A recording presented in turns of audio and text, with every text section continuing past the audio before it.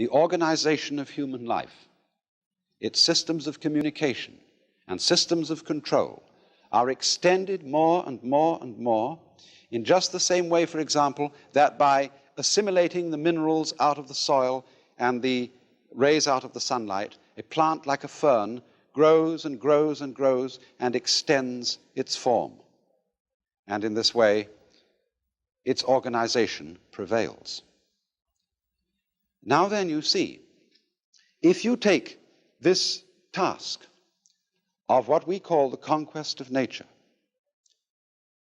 the task of making order victorious over chaos or randomness, if you take this seriously,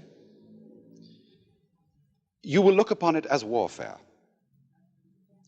And you will firmly believe that the most urgent thing that there possibly can be is to make order prevail over randomness, to make good prevail over evil, to make life prevail over death.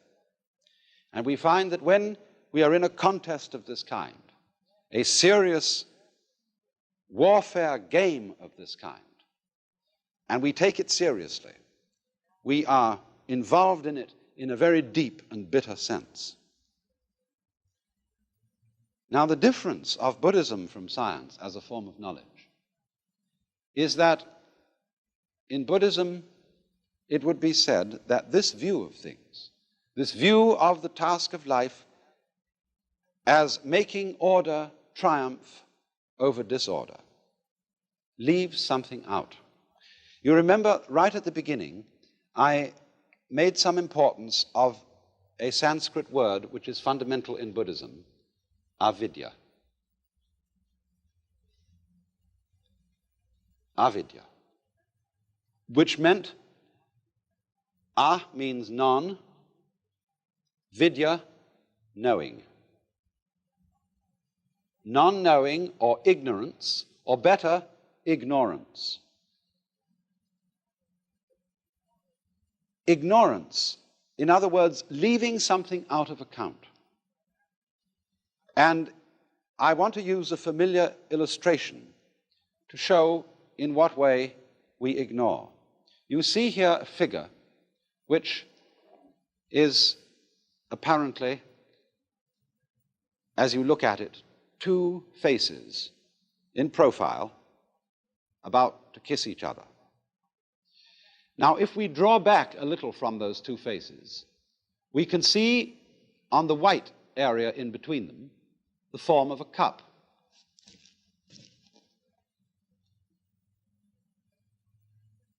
But the interesting thing about this is that as you look at it, you will either be able to see the form of the cup or the form of the two faces in profile, as it were, about to kiss each other.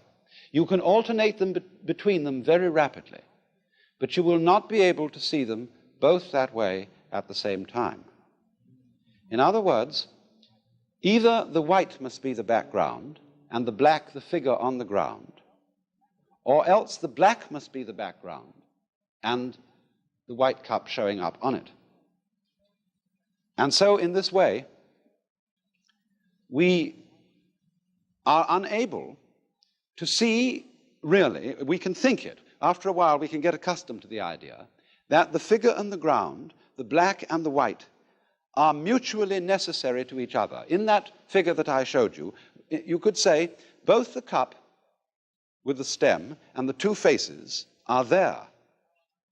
But our ideas about them, our concepts, are mutually exclusive, and we cannot see them both at the same time. And in the same way, in this figure that I drew, we either see the sawn-off stumps or the bear claws. It's difficult to see this figure both ways at the same time. And so, also, just as we see one and not the other, so we identify ourselves. After all, when you're looking at the white figure in that illustration, which is the cup, you, as it were, identify with the cup. When you look at the two faces, you identify with the profile. So in the same way, when we experience the world around us, we identify with the subject, the knower. We don't identify with what we see. But as a matter of fact, if there is nothing seen, there is no experience of a seer.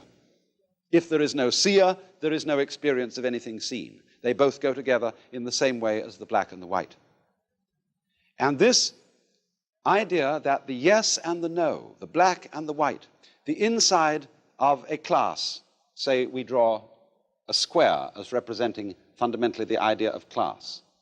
I can't have a square which doesn't have both inside and outside. They go together. And in Buddhism, this going together is called shunya. Although this is often translated void, it means that the inside of the square cannot exist, is void without the outside, the subject without the object, the black without the white.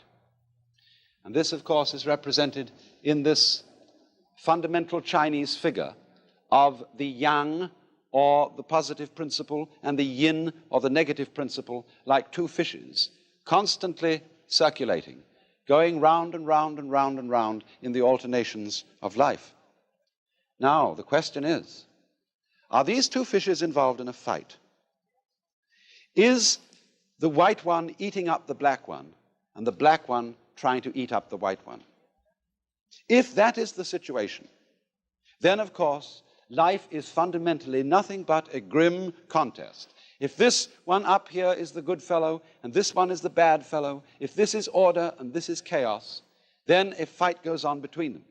And that's largely the way in which our technology has interpreted man's situation as against nature. This is man, the white, the good fellow. This is nature, the dark, the bad fellow. And the white one has got to eat him up.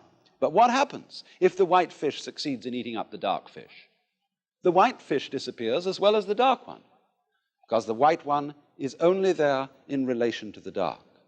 So then, if these two fishes, as it were, wake up, if this one wakes up and this one wakes up, which is called awakening in Buddhism, they realize they're one. In other words, they go together. They're inseparable from each other. And this realization is that experience, which is called in Zen Satori, or in Buddhism, Bodhi, awakening. This sudden dawning on our consciousness that life is not really a contest to make yes triumph over no, to make the positive triumph over the negative. The two sides go together. And then one sees, in this strange way, that underlying all that is negative in the world, all that is in a way painful and evil, there is a kind of necessity to it. It goes with the good. It is necessary for the good. Disorder is necessary for the manifestation of order, just as you must have, say, a black background to show up a light figure. And then when one sees that, a profound transformation takes place in one's attitude to the world.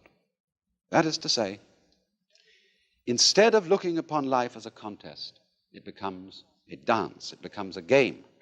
One doesn't withdraw from it, one doesn't stop living, but one goes into the game so that these revolving fishes are no longer trying to eat each other, but they're just going around dancing, having the biggest fun in the world.